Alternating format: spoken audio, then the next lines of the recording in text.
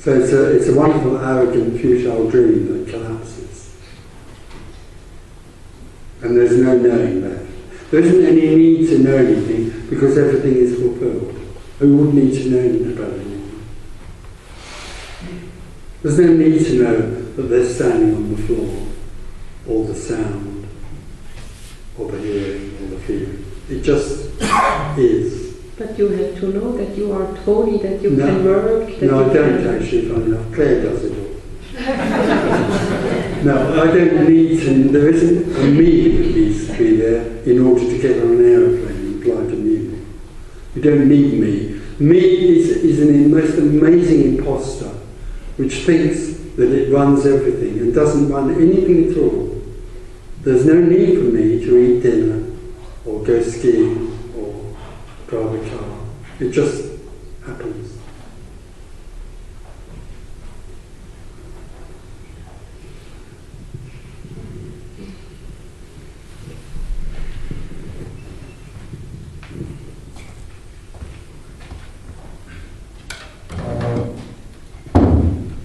What withholds the body, the seeker, the me, to die or to collapse? What withholds it is the fascination of being me and thinking that you're going to find the answer. No, it's fascinating. I mean, look at it all. Look at the way me rushes around all over the world and the universe looking for answers. How many billions of dollars have we spent trying to go to planets to find out they're made of stone? You know, if they'd given me a ring, I could have told them that. No. But we're constantly looking for knowledge. We're constantly frantically looking for knowledge because we want to find answers all the time, because we know there's something missing. And we think we can find the answers. So it's a fascination with the idea that I can do it.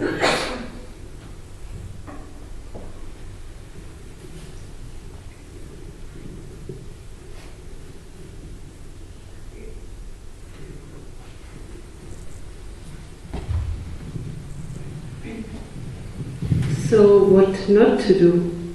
No, that's a good one. A lot of people say, well, so I won't do anything, but that's not doing anything. There is no recommendation, obviously, because there's no one to tell where to go to. So there isn't anything that needs to be done. What that's doing, what that's apparently doing, is perfect. Already, so why would there be any need to do anything?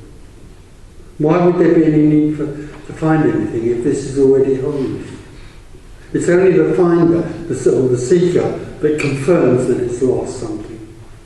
Seeking is a continual confirmation that something is lost. Seeking is the most effective way to avoid liberation.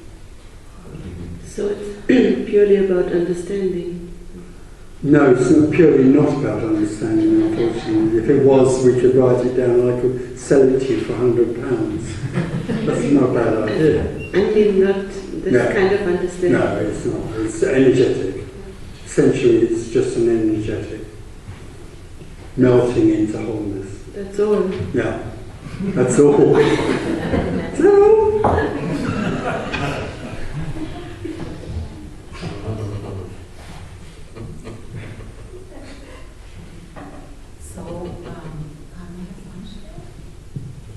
Is that all right? Yeah, I think it's on. So did you just say, Tony, that seeking can prevent liberation? Well, seeking is a way of not being liberated. Yes. So it does really matter what we do? No, or it does not you don't matter do what we anything anyway, so it doesn't matter. So liberation could not be prevented by anything? No, or bought by anything, because all there is already liberation. Yes. Liberation is an unfortunate word because it makes it sound like something happening. All there is wholeness, and looking and rushing around looking for wholeness is also wholeness. Wholeness is everything, all there is, and it also appears as something that's rushing around looking for itself. Part of the game is fine. It's all everything. Yeah. Yeah. but still, you know, there is nothing. But the body has lots of sensual functions, and they seem as part of the dream being very beautifully cooperating with everything. But So you don't do that. No, Me doesn't make the I'm not doing that. No one is doing that. Me is completely superfluous. It isn't needed at all. We just try to discover how it works, and It's an the added bit of unknown we're software. trying always to discover, and that's what is it? Foolish. It's an added bit of software that constantly gets in the way and is completely and utterly, wonderfully useless. Wonderfully useless. So I'm going on sitting here. Sorry? I'm still going on sitting here. Well, okay, so in the dream, you believe that sitting is happening to you and you are doing it. Yeah. When that dream suddenly collapses, all there is sitting on a chair. So would be Did for you hear that, yes, would be for that dream to collapse, would there be all this energy like a spaceship taking off, this energy happening here? Would that be any help for liberation? No. Does it go anywhere? No. Also not. There was no need for liberation to go anywhere. This is already complete. Why would it need to go anywhere? So why would anything need to change? It's only me that thinks things could be better. Oh, yeah. Yeah, but And is constantly trying to make them better.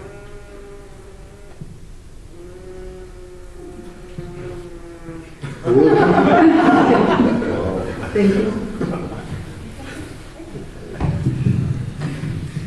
Tony, these days more and more people are blessed. Sorry? These days more and more people are blessed by getting Alzheimer's disease. Oh, well, Yeah, I think so. Oh. And maybe they are experiencing a very common way for liberation. I don't think there's any connection at all No. between Alzheimer's and liberation. Alzheimer's is just an unbalance. Why did you say it, But as far as I'm concerned, Alzheimer's is just an imbalance in the brain, or a disease in the brain. It doesn't bring about liberation.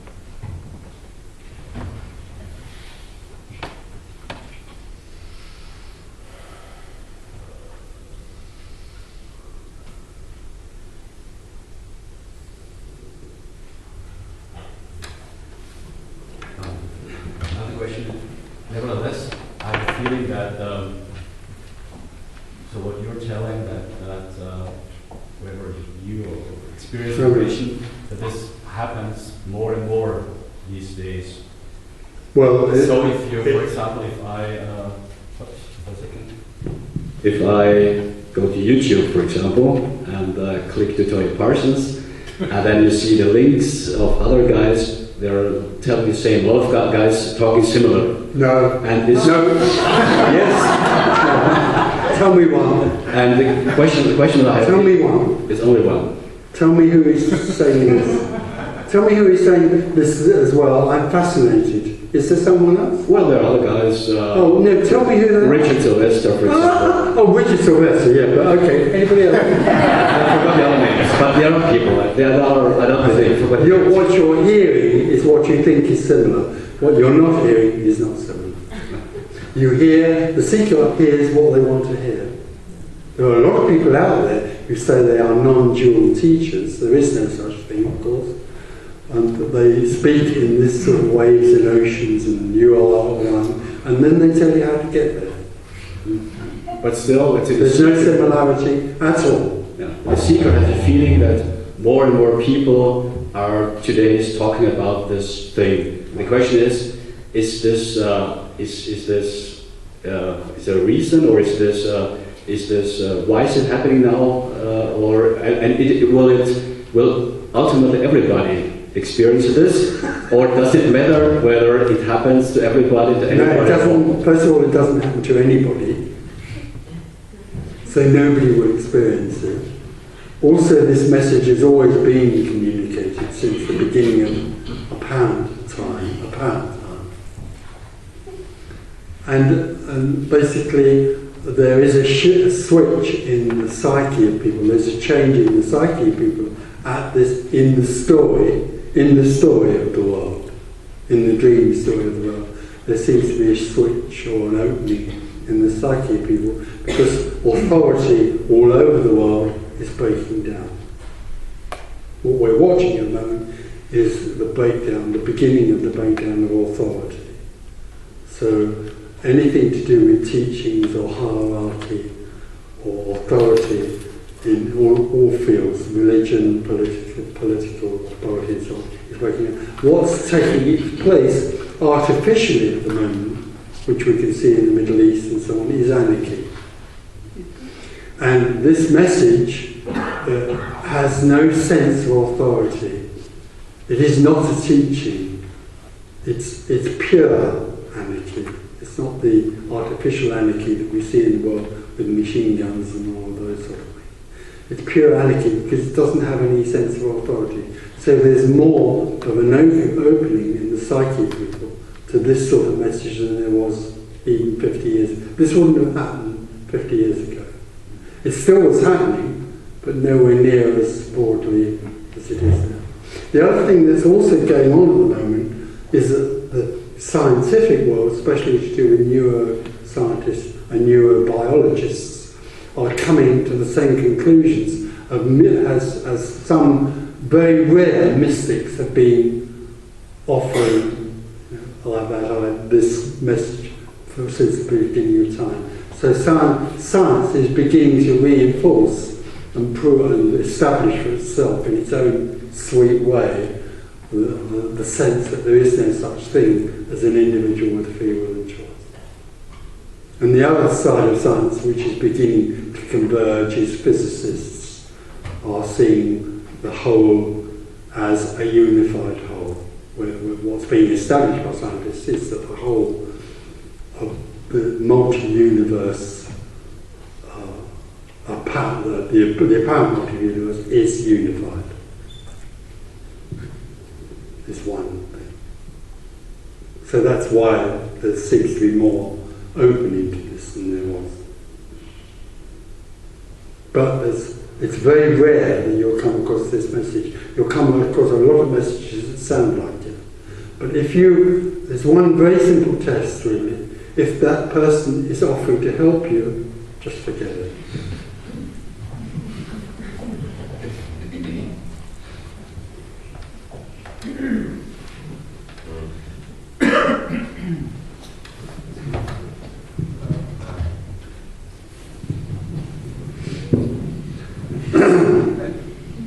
I just wonder, has any of those scientists approached you? No. Because that would be a normal thing to do. If a neuroscientist says there's no I, there's only, they should find someone who can say that's right. Well, I mean, why really, would they? But they wouldn't respect me because I'm talking outside story. Scientists live in the story, and they're telling at the moment, as you said before the meeting, they're actually telling the story of no I. They're not seeing the actual reality. Just as they're telling the story of the Big Bang, which happened, they believe, 4 billion years ago, or 400 billion years ago. So they see the whole thing from the point. Don't forget, a scientist works from me, from a me perspective. So the scientist believes that there is such a thing as time and a story about the creation of the world. If they phone me up, or not only me, but if they phone up somebody like who isn't there anymore, and said to them, what do you think about the Big Bang? And I told them, there is no Big Bang because this is constantly what is absolutely timeless. This is the Big Bang. This reality is going on and off constantly. There isn't a beginning or an end. They just put the phone because they're not interested. It's not a story. They can't understand it. They can't comprehend this perspective. But actually, it's really not very scientific. If you look at it from a just simple way, scientists they give examples of people that are a bit gone, and they say, look here, we have a case where there's no I. Oh yeah. I mean, why don't they? I mean, this is out in books and no, but it's linear. All the scientific reports on neuroscientists, bio, and all that, and physicists, it's all based on a linear understanding. It's a horizontal. Yeah. If you, I mean, you know, we look at Eagleman and all that lot, Incognito, all that lot, are all working on a horizontal level. This is vertical. The reality is actually vertical. It only appears to be horizontal. So why would they be interested in this loony Tony Parsons? No. It's got to be understood and worked out. They don't even mention. There are some that mention the mystical view. If you read some scientific books, more the physicists. There are some physicists who also value and report on the mystical view. Because they're all saying now, you know, a lot of the discoveries are linked to philosophy or mysticism. But they certainly don't want to hear that there was no Big Bang. And no beginning. I mean, Hawkins talks about the beginning of time. So what was the beginning of time? When Rolex invented the watch. It's just amazing.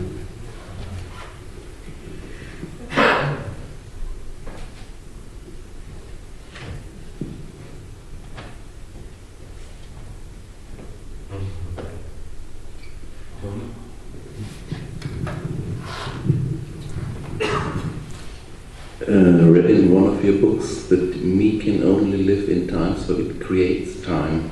Well, they're both the same thing. Me and story are simultaneous. Me and story are one thing, which and they coexist, or they can't exist outside the story. Me can only exist in the story. Take the story away, there's no me. So you cannot say there's a certain point in time when me creates the concept of time. It came simultaneously.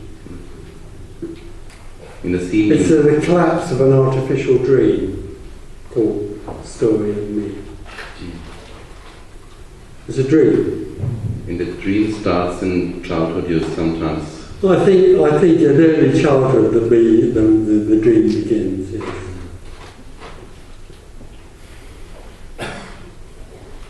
It's when I think there's an identification that there's just wholeness, and then something enters wholeness. Might be the mother, or it could be anything. Seems to enter as an object. Suddenly an object enters the wholeness, and directly the object enters the wholeness as a sudden sense of an object here called me. Most people can't remember it, they block it out. It's a huge shock. It's leaving the Garden of Paradise, the Adam and Eve story, is the same thing.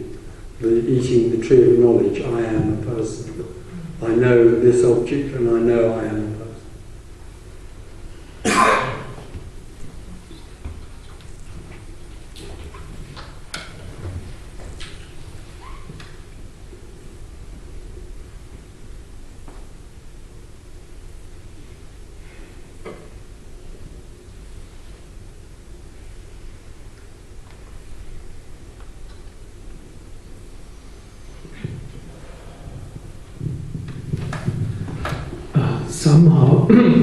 Somehow, I have the feeling that when you are in that state of contraction, energy doesn't like it.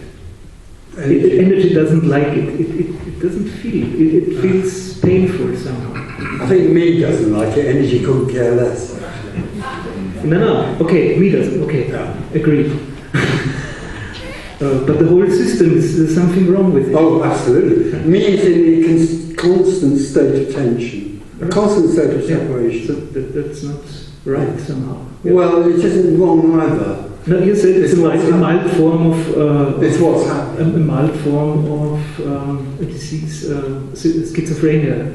Well, in a way, yeah, all individuals are schizophrenic because they are me and wholeness together. Okay.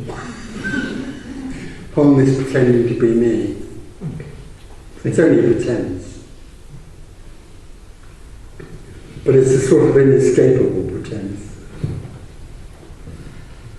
Until it isn't.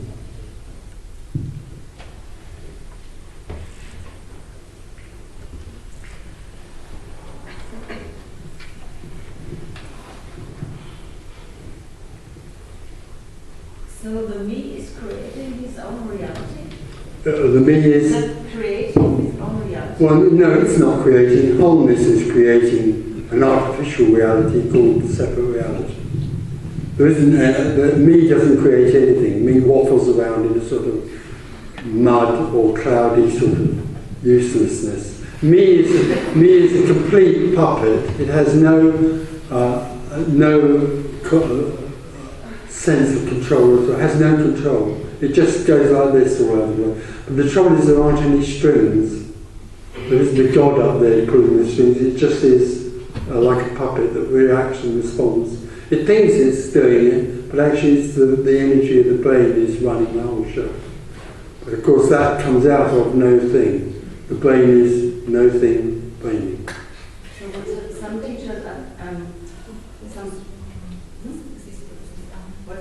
teachers are telling us that you can create your own reality. Yes, I believe they are. Do you want to go on talking about that sort of bullshit for long, or should we just go on? It's just, you go home tonight, okay, and think of your most favourite subject, right, whatever that is, and then only think about that subject for 5 minutes, but don't think about pink hippopotamuses. Just think and see how you get on. The whole idea that thought can change your life is as futile as the idea that the me can become liberated. It's a nice idea, but it's ridiculous. Tony, what is love? Oh, God. It's indescribable. What is wholeness? Wholeness is unconditional. Wholeness is unconditional love. It can't be described. But it's not usually recognised by the me. The me lives in a sort of need to love. It needs to be comforted for not being at home, for having lost paradise. So that love is in a way is sort of trying to fulfill a need. It never can. When the me dies, then what is left is totally fulfilling, and you could call it unconditional love. but it includes terror and agony and pain and all those horrible things. In other words, everything is that love.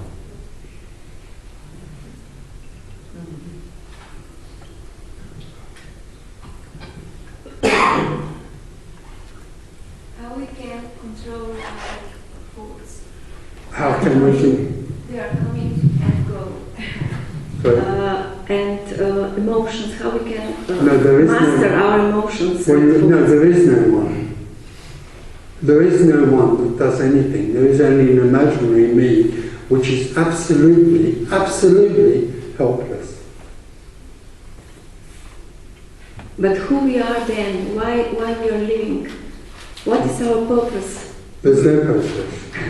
There's no meaning. There is only what is. It's only the me that wants a purpose and a meaning. So we are here to recognize that. No, you won't ever recognize it. The me won't recognize it. You may be here to find out that you're not here.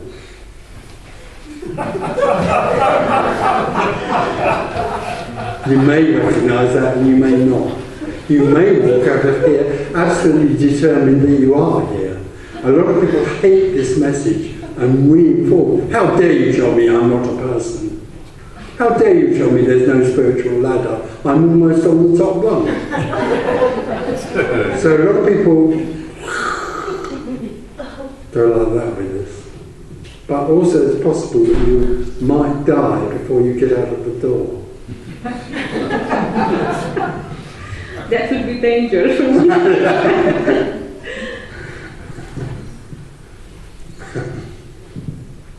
So there is only emptiness or what? There's only this. But what is this? This, what is this? This is everything appearing to be this.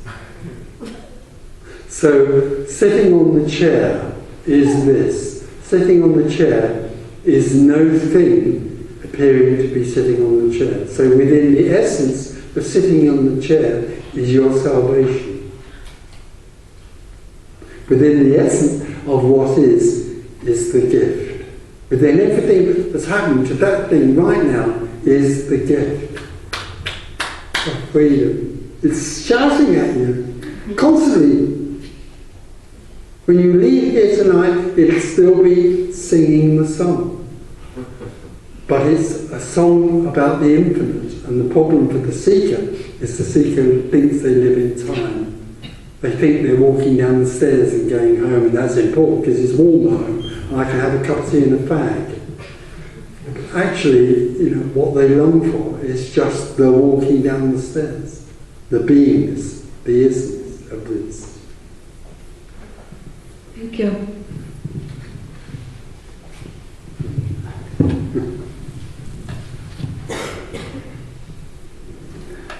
Question: even if there is no me and no person, there is still a body here. So what?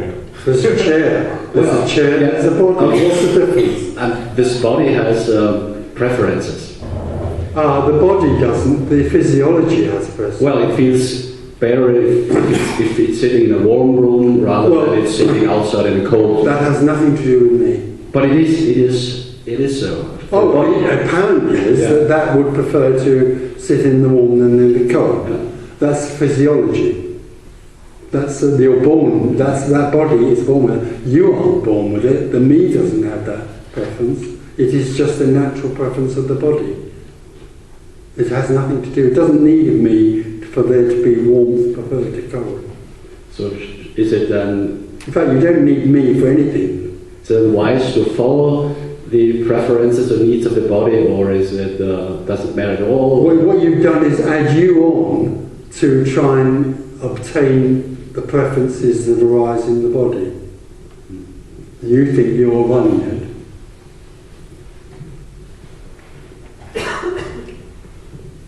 It's a great, huge con.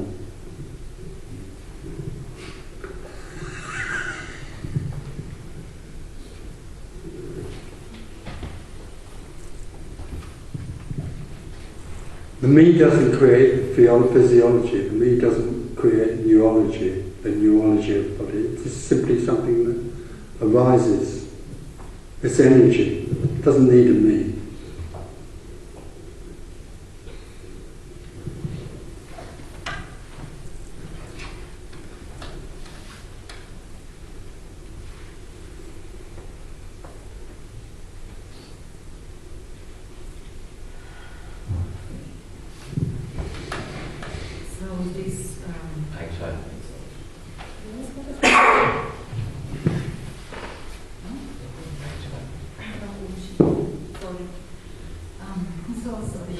It's not on still. Is it not?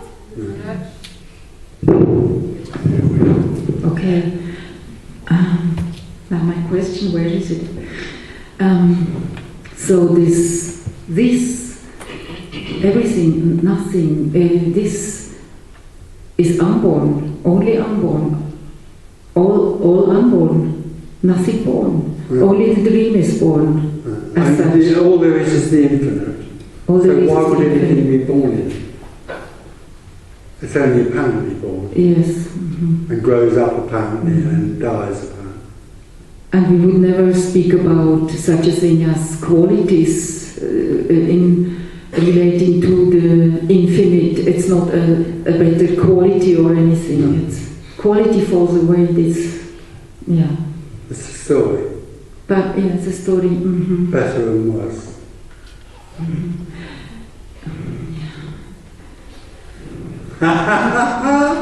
This can't be understood. It can't be comprehended. It's too much of a paradox to understand. The lover is a paradox. The lover is unattainable. It can't be grasped. You'll never, have you ever been in love? Come on. I've been there. You can't understand being in love. For God's sake, it's madness. Yeah. And that's what this is. Yeah.